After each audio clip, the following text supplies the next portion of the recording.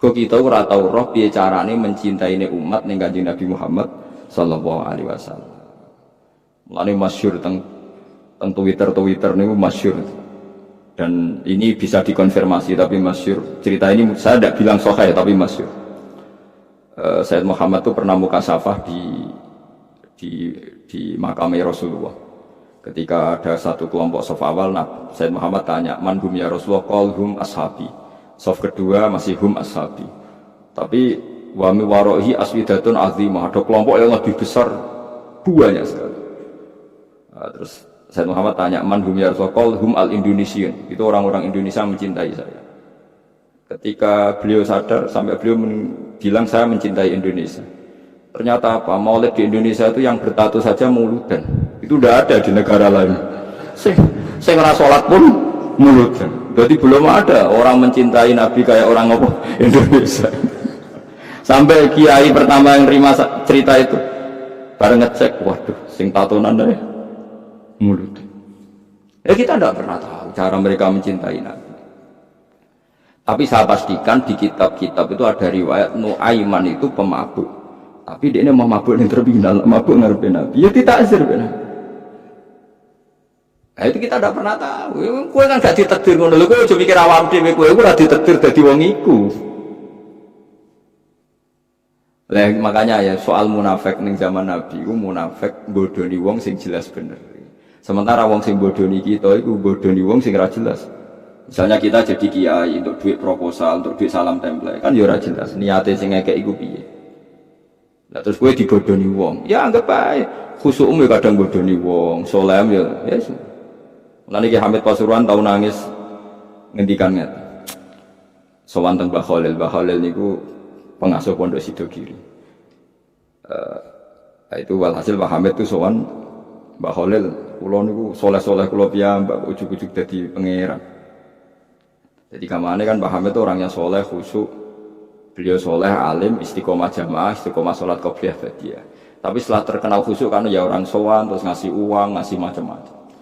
Beliau sebagai orang ulama betul, ulama benar itu kan kecewanya kok khusyukku jadi duit.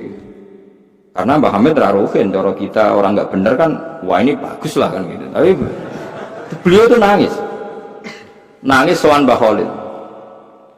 Mbah Khalil itu masih mbah-mbahnya istri saya. Mbah Hamid itu ya mbah saya karena misanannya mbah saya. Nggak, saya cerita ini supaya sampean tahu bahwa saya pantas dapat cerita ini.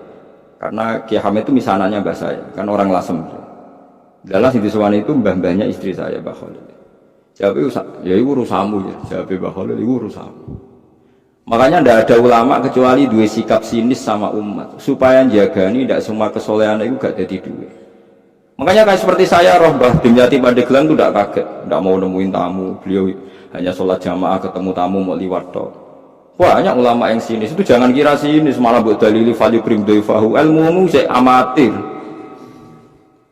Karena beliau tahu kalau saya terlalu ramah, terlalu terbuka, jangan-jangan semua khusyuk saya dikonversi jadi uang, jadi kehormatan. Padahal saya khusyuk tidak untuk ini, makanya ada ulama model batin yang tertutup. Nah, malah nak tembanggilan jenenge misbah, nak ono tamu jeneng lawang takut. Oh pokoknya ini. Nyon barokah jiran, wes tak barokah nak gak ganggu aku mulai. Iya betul. Tapi ada ulama juga yang hormat sama tamu. Kata guru kula Mbah Mun hormat tamu, Ki Arwani hormat tamu. Karena perintah Nabi fal yukrim dhaifahu. Tapi yang tidak hormat tamu ya. Ya sampean tinggal ngikuti mana. Nah apa kowe ora perlu niatan utuh ora tamu. Oh malah penak kowe sampean penak. Niatan utuh ora ono napa? Ora ono tamu.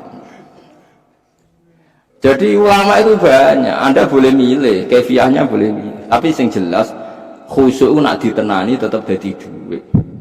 Wong terkenal alim sing sowan akeh, terkenal wali sing sowan akeh, iku nak nganti mbok nikmati iku dadi donya. Saleh dadi napa? Lah ada kula kan khusyuk. Kula nu misoi ruhin mbek ndongakno. Cara pangeran apik misoi. Perkara nak misoi terus ruhin rapati seneng, tapi tak misoi terus ya seneng aku wae Gus. Wah, candabut tenan. Oh, cak elek ngono. Oh, Wong zaman kula kos teng kota gedhe angger sore baturi kula tak usir. Mulai sakit bojo. Mboten arep kula kesel. Ya seteng kriteng celek diusir-usir cek teko. Jadi ku sirine kenapa banyak ulama tertutup. Jadi ulama tertutup ya duwe alasan. Gue khawatir semua kesalehannya nanti terkonversi jadi wah. Banyak juga ulama yang senang tamu, senang umat. Piye iki titipane Kanjeng Nabi dihormati. Ya fakulun ala hakin semuanya benar. Kamu tinggal milih yang mana. Cuma saran saya ke milih ndi wae kan wis ra ono tamu. Jadi ke wis bener.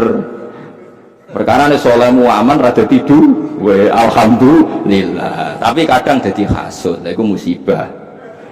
Dadi wis rada tidur dadi hasud. Lah iku kere kok hasud bareng terus. Paham ya, ini masalah mulane ngaji sing kathah. Makanya ulama itu harus ngomong terus sebanyak-banyaknya karena kita tidak pernah tahu potensi sing dikersano Allah Subhanahu wa ta'ala. Nabi Musa itu kalimullah, ternyata donga udan butuh bareh. Riyen para sahabat kados Umar, Sayyidina Ali top-tope sahabat. Mbek Kanjeng Nabi dipeseni apa? Kon njaluk donga Uwais Al-Qarni, pemuda desa mau tukang ngangon wedhus. Alim-alime tiyang arek Imam Syafi'i.